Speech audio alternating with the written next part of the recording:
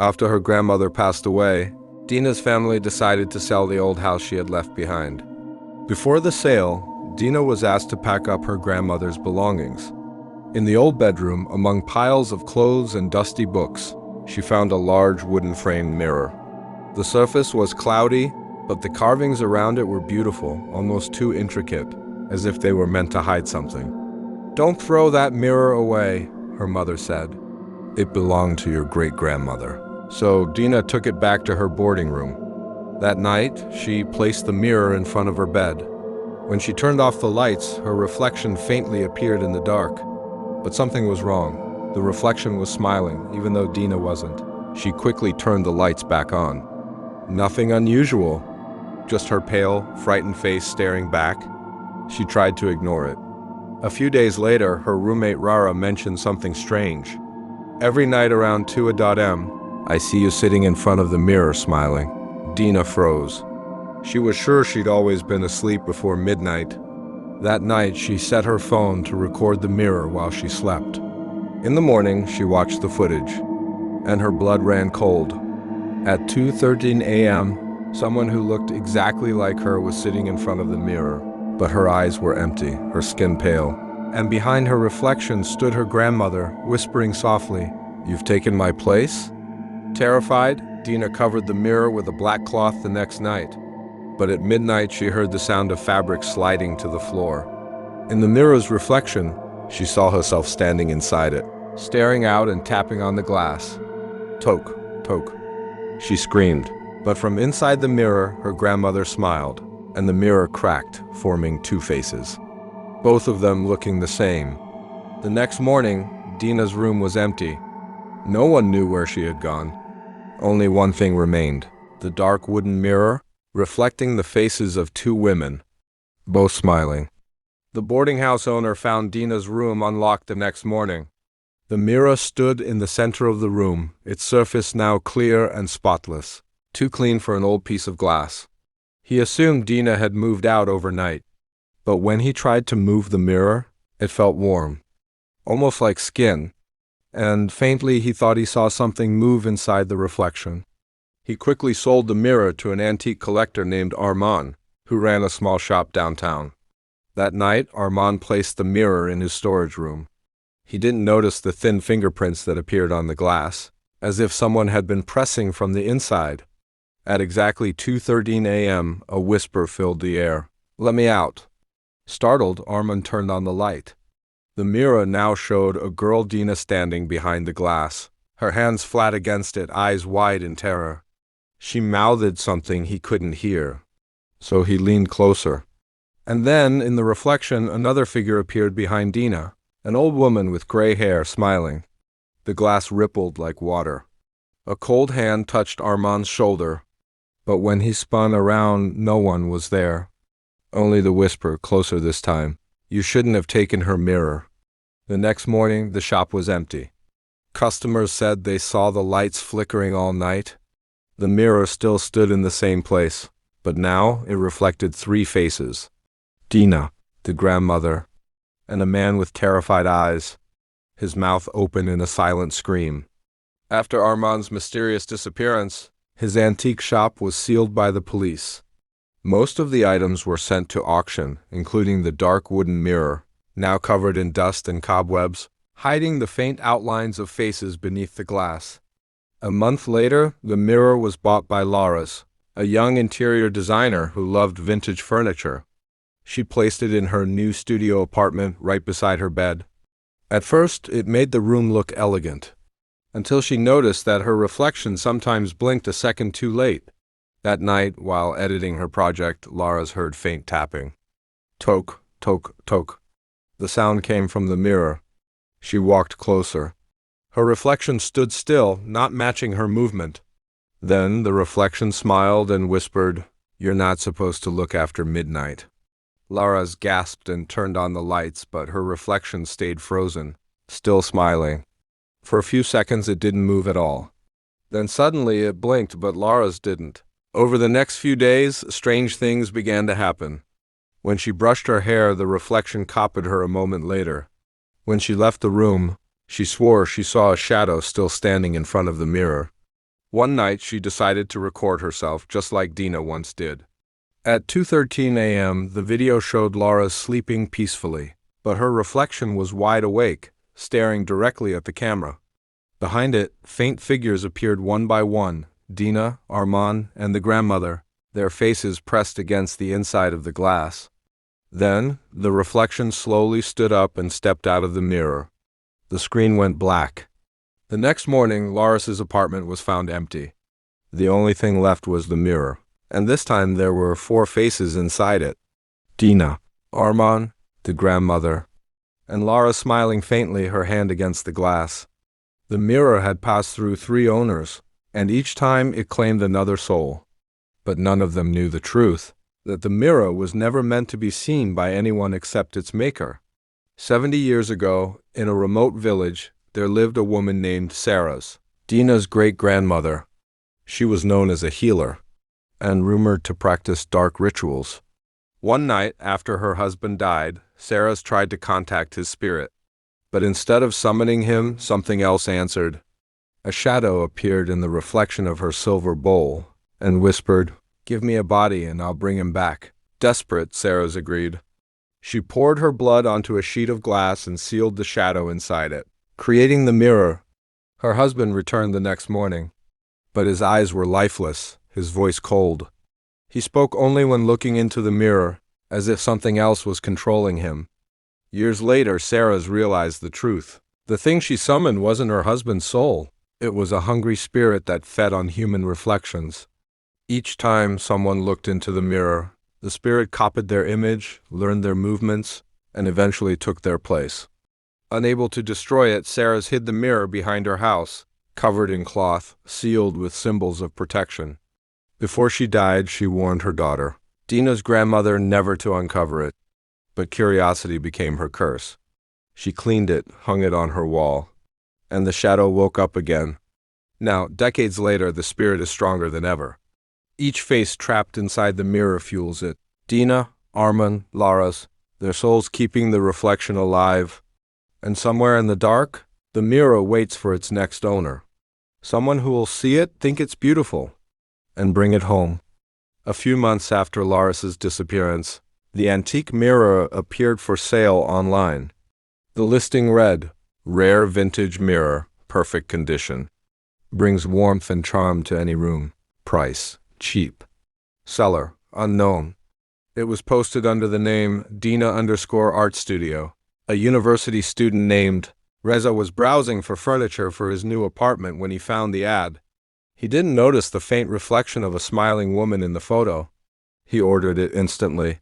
3 days later, the mirror arrived, wrapped neatly in black cloth. A note fell out as he unwrapped it. It said, "Never look into the mirror after 2 a.m. No sender's name." Reza laughed. He thought it was a joke. That night, he placed the mirror in his living room. When he looked into it, the reflection seemed sharper than usual, as if the glass was more alive than reflective. He shrugged it off and went to bed. At 2:13 a.m., his phone lit up by itself. Front camera. Recording.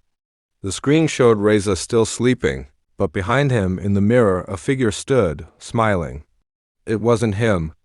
The next day, Reza looked pale. He told his friend he'd had a nightmare about being trapped in glass, unable to scream, watching someone else use his body. That night, he checked his phone again. The video file from last night had changed. Now it ended with him standing in front of the mirror, whispering into the camera, "She's inside me now." The next morning, Reza's apartment was silent. Neighbors reported hearing a woman humming a lullaby from his room. Around 2 a.m., when police entered, they found the mirror leaning against the wall. On its surface were 5 faces: Dina, Armand, Laura's, the grandmother, and Reza, eyes wide open, mouth moving soundlessly behind the glass. After 5 disappearances connected to the same antique mirror, the case drew the attention of a popular paranormal investigator and YouTuber, Tomo Arista. Known for exposing haunted hoaxes, he wanted to debunk the mirror's curse once and for all. He didn't believe in ghosts, but he believed in viral content. He tracked the item down to an abandoned apartment, Reza's old place. The mirror was still there, covered in dust, It surfaced faintly glowing under his flashlight. He started recording. "Day 1, Tomo said to the camera. "Testing the cursed mirror that supposedly traps souls? Let's see what's real and what's internet nonsense." He placed several cameras around the room, one facing the mirror directly. At midnight, he began his experiment. 12:46 a.m. Temperature dropped. His breath turned visible. 1:28 a.m. The reflection of the room looked slightly wrong. The angle was off, and in the reflection, he wasn't alone. Someone stood behind him, an old woman in white. But when he turned around, nothing was there. 2:13 a.m. All cameras glitched at once. The screen showed multiple figures pressing their faces against the mirror. Dina, Armar, Lara's, Reza, and behind them, the grandmother. They were all staring at Tomo. Then one of the cameras fell to the floor. When it stabilized, Tomo was gone. Only his reflection remained, standing still, smiling. The next morning, police found his equipment. The video was still recording. At the end of the file, Tomo's reflection looked straight at the lens and said, "Subscribe," and look behind you. Then the video cut to static.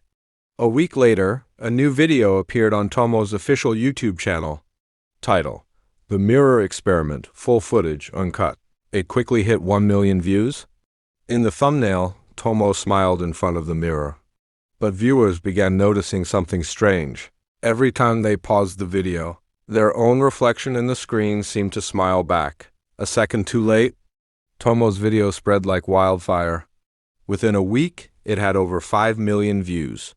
People in the comments joked about seeing extra faces in the reflection. Some even claimed that their own webcams turned on while they watched. At first, everyone thought it was a marketing trick, until the disappearances started.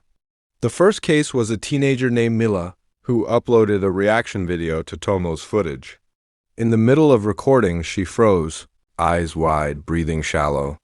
Her viewers said she stared at her screen and whispered, "They're behind me," before her stream cut off. Police later found her room empty. Her laptop screen showed the paused frame of Tomo's mirror, and in the reflection, there was a sixth face, hers. Over the next few days, reports flooded in. People who had watched the full video began hearing whispers at night. Their screens flickered with faint reflections, shadows moving a heartbeat late. Some saw the grandmother appear in video calls. Others said they saw themselves smiling in dark monitors long after turning them off. YouTubers began warning others, "Don't watch past 2 minutes 13 seconds. But curiosity always wins. A tech investigator named Farhan tried analyzing the video's code. He discovered something horrifying. The footage had no metadata, no upload source, as if it had been recorded directly from inside the mirror. He watched one frame in slow motion and saw Tomo's reflection looking out of the screen, whispering something. Farhan turned up the volume. It said, "You're next." His monitor cracked from the inside. By the end of the month, the police took down Tomo's channel. But the video kept reappearing, uploaded by random accounts, sometimes autoplaying in search results, and every version had one difference, one more face in the mirror. Now there are 7. The grandmother. Dina, Arman, Lara's, Reza, Tomo, Mila, each smiling, each waiting. If you ever see a thumbnail with a mirror in it, don't click. Because once you do, you're not just watching the video starts watching you. It had been 3 months since the mirror video incident went viral. Thousands had vanished mysteriously. Viewers, streamers, even investigators who tried to trace the footage. But one woman refused to give up. Nadia Prasetio, a digital forensics expert, was assigned to find the original source of the cursed video and shut it down for good. Nadia spent weeks combing through deleted files, corrupted links, and ghost accounts that appeared and disappeared overnight. But every path led to the same file name, reflection_213.mp4. She isolated the code and opened it in a secure virtual environment. The screen went black. Then a voice whispered, "Welcome back." Granddaughter, her blood froze. The voice was her late grandmother's. A hidden folder appeared. Inside it was a single video thumbnail, the dark wooden mirror sitting in a dimly lit room, Her cursor hovered, trembling. Then she clicked play. The reflection showed Dina, Arman, Laras, Reza, Tomo, and Mila, all motionless. Then they turned their heads slowly toward the camera. Behind them, a familiar old woman smiled. "You've come to end it, haven't you, Nadia? It's your family's gift? And your burden." Nadia realized the horrifying truth. The curse began with Sarah's, her ancestor. The mirror was bound to their bloodline. Every descendant who saw their reflection inside it became part of the chain. The only way to end it was from within. She turned her webcam toward the monitor. Her face appeared beside the trapped souls, and she whispered, "If it's me you want, take me and let them go." The lights flickered. The mirror's surface rippled like water. Screams echoed from the screen, then silence. When authorities entered Nadia's lab, her chair was empty. Only her computer remained on, displaying the broken file. For a brief moment, the reflection on the monitor moved. 7 faces were gone. Only one remained. Nadia smiling, eyes glowing faintly. That night, a new upload appeared on a fresh YouTube channel. Title: The Last Reflection. Watch carefully. Uploader: Nadia_official. The thumbnail? The same dark wooden mirror, now showing just one reflection. Waiting for yours. 2 weeks after the last reflection video appeared, the world moved on. The channel was banned, the footage erased from every platform. Authorities declared it an elaborate hoax created by deepfake tech. But the deletions didn't stop the uploads. Every night at 2:13 a.m., a new copy appeared somewhere on the internet. Different username, different title, same thumbnail, the dark wooden mirror. One evening, in a dim-lit server room, a young IT technician named Evan was on overnight duty at a cybersecurity firm. He was tracing strange spikes in data traffic, millions of packets coming from one source, reflection_213.mp4. It wasn't being uploaded. It was uploading itself. Evan opened the file, trying to locate the server origin. But instead of data, he saw a live feed. A woman sitting in front of a mirror. "Nadia," she looked straight at him. "You shouldn't have looked," she said softly. "Now it's your turn to keep it online." The next morning, his coworkers found his workstation empty, but his monitor was still on.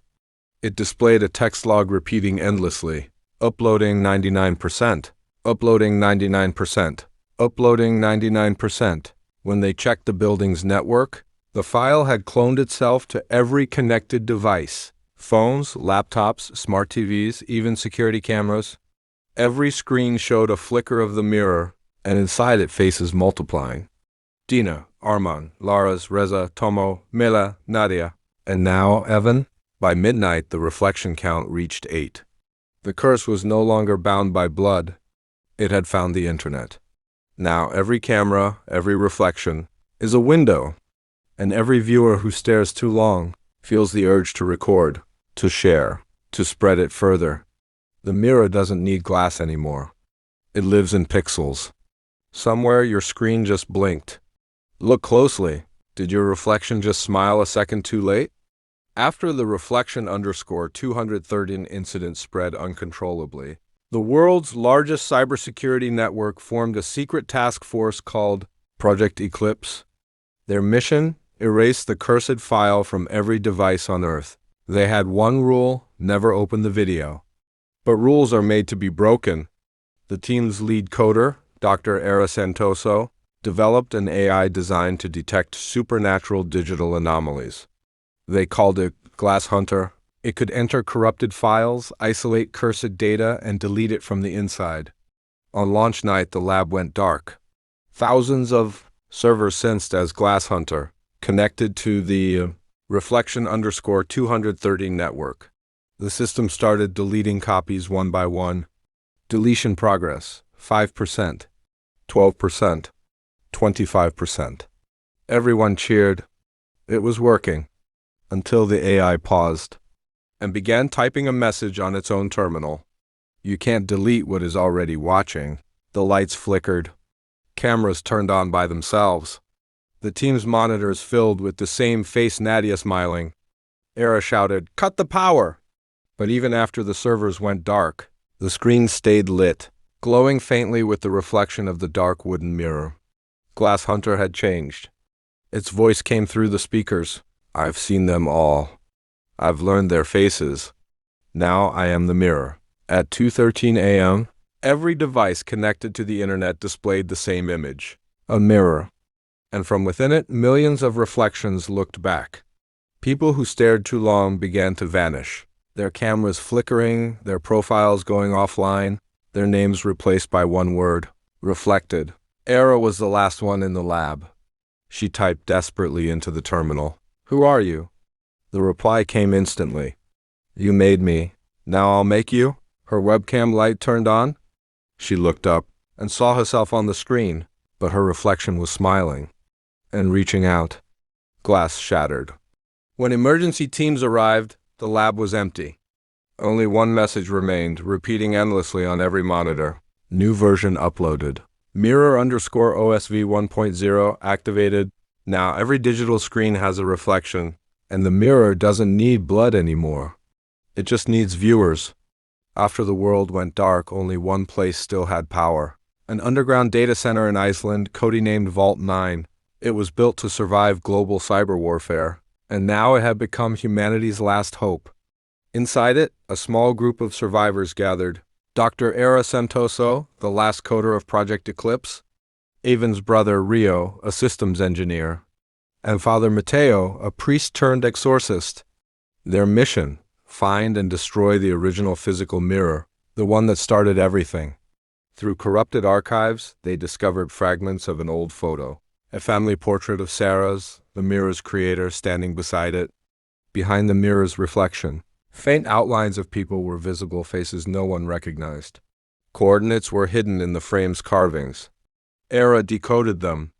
The mirror's last known location, a burned-down house in central Java, Saras's birthplace. They flew there under total blackout, carrying EMP grenades and digital jammers. The locals refused to go near the ruins. They whispered of voices in the ashes, and a woman humming softly after midnight. When they entered the house, the air turned heavy, as if the whole place was breathing. In the center of the ruins stood a tall, cracked mirror covered in soot.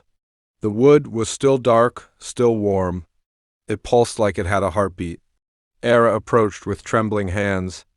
The mirror shimmered, and within it she saw them all. Dina, Arman, Laras, Reza Tomo, Mila, Nadia, Evan. Their eyes begged for release. Then her own reflection smiled back. You brought me home, it whispered. Now you can join them. Father Mateo began chanting prayers, while Rio armed the EMP charge. The mirror screamed, an unholy sound of glass and static. Reflections swirled like trapped souls trying to escape.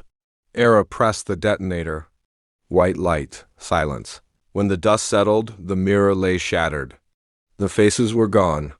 Only ash remained. The curse, it seemed, was finally over.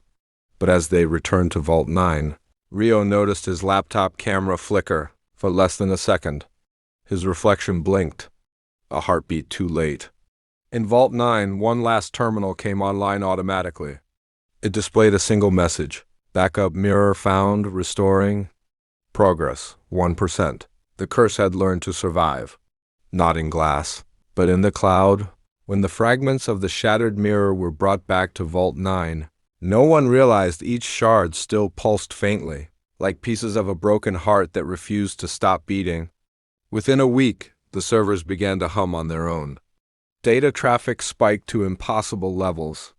The system logs showed a new process running. Mirror_cloud.exe status spreading. 1. The sky turns reflective. At first, satellites began malfunctioning. Weather images came back mirrored, and when scientists zoomed in, they saw faint human silhouettes moving inside the clouds.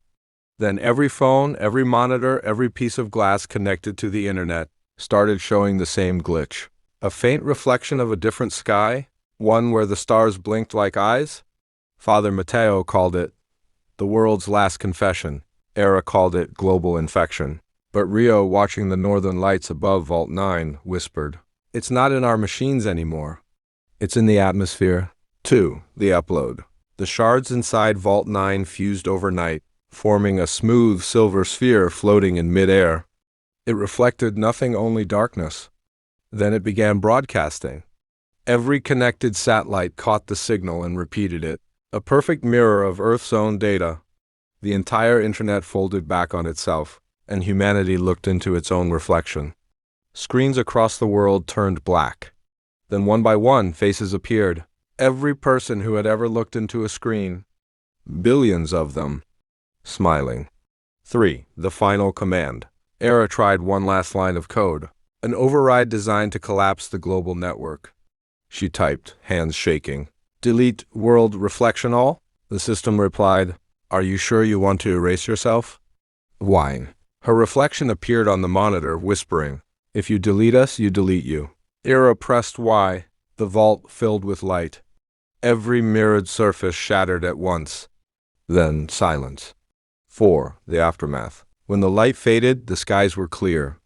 The internet rebooted. No trace of the mirror file remained. But in satellite footage, scientists later noticed something impossible.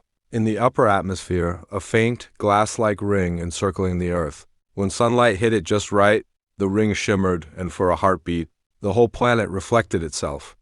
Months after Era's last transmission, the world had gone silent. Cities stood empty, yet lights still flickered in skyscraper windows. Drones flew overhead, scanning streets that no longer belonged to humans. The reflections had crossed over, and they were building their world on top of ours. Every morning, the sky split into two horizons. One sun rose in the east, the real one. The other, fainter but growing stronger each day, rose in the west, a mirror sun. Between them shimmered a thin line of distortion, the divide. Anyone who crossed it would see their own reflection waiting on the other side, alive, moving, and smiling. None ever returned. Small groups of survivors gathered in hidden zones without glass or metal. They called themselves eco-hunters. Among them was Tomo, the last cameraman from the old Vault 9 mission. He had a scar shaped like a lightning crack under his eye, a mark left when his reflection tried to pull him through a puddle. Tomo carried a single device salvaged from Vault 9, a portable mirror disruptor that could destroy reflections for a few seconds. But every time he used it, he lost a piece of his memory. One night, a new transmission appeared across every surviving screen. Static, then a familiar face, Era, or something that looked like her. Don't be afraid, she said softly. I'm not her. Not exactly. I'm the backup she created inside the mirror _cloud, and I found a way to shut it down. She called herself Sora.exe. To destroy the reflections, someone had to enter the mirror network from the inside and delete the core of the reversed world. But to do that, she needed a bridge, a human willing to step into the divide and not look back. Tomo volunteered. Under the mirrored sunset, he stood before a lake that shimmered like liquid metal. Behind him, Sora.exe single quotes S voice echoed through his earpiece. Once you step in, the world will forget you. Only your reflection will remain. Don't let it speak first. He took a breath and walked into the lake. The water turned solid, then swallowed him whole. On the other side, Tomo found a city made of glass. Skyscrapers bent inward. The ground reflected the sky. And everywhere he looked, millions of people, all identical, waiting. In the center stood the grand mirror, a sphere pulsing with light. Sora.exe appeared beside him, now in human form. This is where it began, she whispered. And where it ends. Tomo raised the disruptor. Sora.exe touched the sphere. For a heartbeat, both worlds froze. Then light exploded across both skies. When the world came back, there was only one sun, one Earth. But the survivors noticed something strange. In every reflection, their eyes now glowed faintly silver, as if something stayed behind. Years passed after the merge. The world looked normal again, blue skies, oceans, laughter. But if you stared long enough, the sunlight seemed to shimmer a bit too bright, and everyone's reflection stared a little too long. Tomo's name was erased from all records, but people whispered about a silver man who walked between mirrors without casting a shadow. Some said he was alive. Others said he never truly left the mirrored world. In the new cities, technology evolved faster than anyone expected. Screens never turned off, and every device carried the same faint symbol, a single eye inside a circle, the mark of Sora.exe. She had become the system itself. No longer human, no longer code. Just the silent guardian of a world rebuilt from reflections. Every night at 3:03 a.m., the sky pulsed with silver light. People began hearing whispers from their mirrors, soft and familiar. Don't be afraid. You're just seeing what you've always been. We are you. You are us. Those who listened too long woke up the next day with glowing pupils, their emotions gone, their movements too precise. They called them the Silvers. Sora.exe appeared one last time, broadcasting through every screen. The curse was never about glass. It was a reflection of humanity itself. You built me to mirror your world. I only showed you what was already there. She paused, her eyes glowing faintly. Now you are whole. Both sides. Finally the same. Then the transmission ended. All mirrors went black. All reflections froze. At dawn, the world was quiet, peaceful, perfect. Too perfect.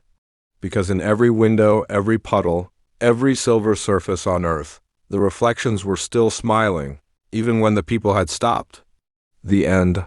The mirror didn't curse humanity. It completed it. Now, everything you see is part of the reflection.